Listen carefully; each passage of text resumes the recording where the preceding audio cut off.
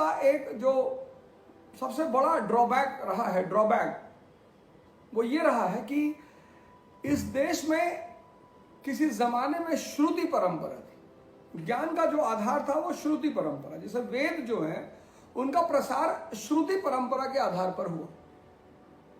वेद लिखे तो गए नहीं थे।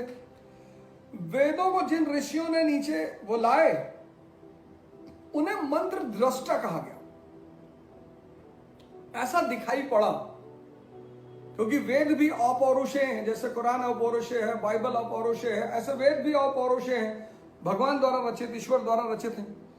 तो उनका जो परंपरा का, जो वैदिक परंपरा का प्रसार हुआ, मतलब जो उन्हें आगे बढ़ाया गया, वो श्रुति परंपरा से बढ़ाया गया, क्योंकि शिक्षा का अधिकार सबके पास था नहीं। और लेखन परंपरा काफी बाद में विकसित हुई, लिखने की पद्धति काफी बाद में विकसित हुई। 6th सेंचुरी आसपास, 6th सेंचुरी BC लिखने की कला का विकास हुआ।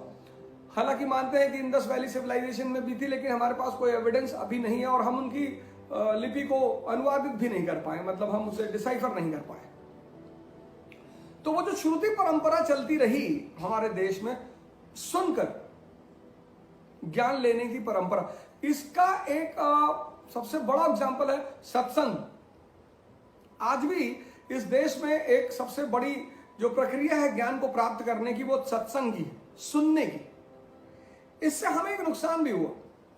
हालांकि प्रक्रिया बहुत अच्छी है, लेकिन इससे हमें नुकसान ये हुआ कि हमने सुन तो लिया किसी से, हमने किसी से कोई बात सुन तो ली कि औरंगजेब ऐसा था, महमूद गजनी ऐसा था, और ये ऐसे थे, वो ऐसे थे, लेकिन हमने उसे खोजने की कोशिश नहीं की।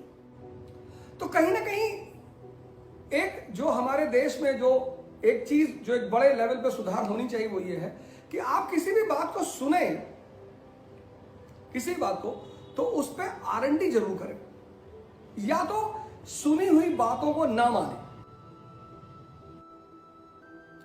क्योंकि जिस दिन ये काम करोगे, जिस दिन आप कोई चीज सुनोगे और उसे पता करने की कोशिश करोगे ऑथेंटिक सोर्सेस से, उस दिन इस देश का दुर्भाग्य खत्म हो जाएगा। इसलिए मैंने सोचा कि नहीं, मध्यकाल का जो कल्चर है, जिसकी सबसे बड़ी उपलब्धि है गंगा जमुना तहजीब, मैं उस पर चर्चा जरूर करूंगा और एविडेंसेस दूंगा।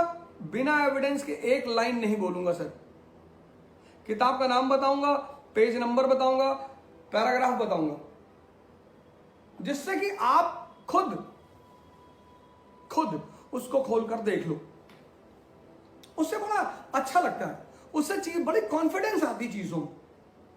मैं पुष्पेंद्र कुलश्रेष्ठ जी को एक बार सुन रहा था, तो उन्होंने कहा कि जब जयप्रकाश नारायण जी की डेथ हुई तो ये हुआ कि भाई लोकसभा जो है, संसद जो है उनको सम्मान देगी, लेकिन उस वक्त की गवर्नमेंट तैयार नहीं हुई कि नहीं, हम उन्हें कोई सम्मान नहीं देंगे। तो उन्होंने बड़ा अच्छा तर्क उठाया कि जब जेपी को आप सम्मान नहीं दे सकते, तो एडविना माउंटबेटन के मरने पर भारत की संसद ने क्यों सम्मान दिया। और मजेदार बात, उन्होंने कहा कि यह बात लिखी हुई है नटवर सिंह की किताब में, one life is not enough, और सौभाग्य से वो किताब मेरे पास है। तो ना पेज नंबर बताया, 140 के आसपास उन्होंने पेज नंबर बताया कि उस पेज नंबर पे ये बात अंतिम लाइन में लिखी है। और जब मैंने वो किताब का पेज नंबर खोला और वो लाइन देखी, मैं तो बड़ा सरप्राइज था। मैंने कहा यार एकदम लिखी है। और Natwar Singh was a member of Congress,